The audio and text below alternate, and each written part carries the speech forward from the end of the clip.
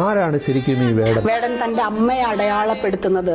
എന്നെ പെറ്റല്ലോ കല്ലുപോലൊരുത്തി, അവളെ ജാഫ്നയിൽ നിന്ന് ആരോ തുരത്തി. ജാഫ്ന ശ്രീലങ്കയുടെ തലസ്ഥാനമാണെന്നും ശ്രീലങ്കയിൽ നിന്ന് പലായനം ചെയ്യപ്പെടേണ്ടി വന്ന അഭയാർത്ഥികളിൽ ഒരുവളാണ് തന്റെ അമ്മ എന്നും ആ പലായനത്തിൽ നമ്മൾക്കൊക്കെ ഓർമ്മകളും നമ്മുടെ അനുഭവം. അടുത്ത വരിയുണ്ടല്ലോ, എന്നെ പെറ്റല്ലോ കല്ലുപോലൊരുത്തി, അവളുടെ ഉദരത്തിൽ നിന്ന് ഉരുവം കൊണ്ടത് പരുത്തിയല്ലോ, എരിക്കും തീ പോലൊരുത്തൻ.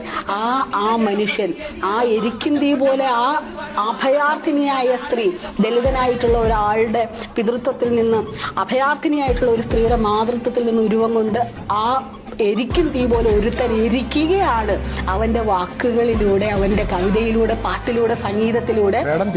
തീയാണ്, അക്ഷരാർത്ഥത്തിൽ തീയാണ്. ആ തീയാണ് ഈ കേരളത്തെ കഴിഞ്ഞ കുറച്ച് ദിവസങ്ങളായി കത്തിച്ചുകൊണ്ട്. ശരിക്കും മറ്റുള്ള റാപ്പർമാരെ പോലെയല്ല വേടൻ. നമ്മൾ അവന്റെ ഓരോ വരികൾ എടുത്ത് നോക്കിയാൽ എത്രയും മൂർച്ചയാണ്. അതുകൊണ്ടായിരിക്കാം ഒരുപക്ഷെ കേരള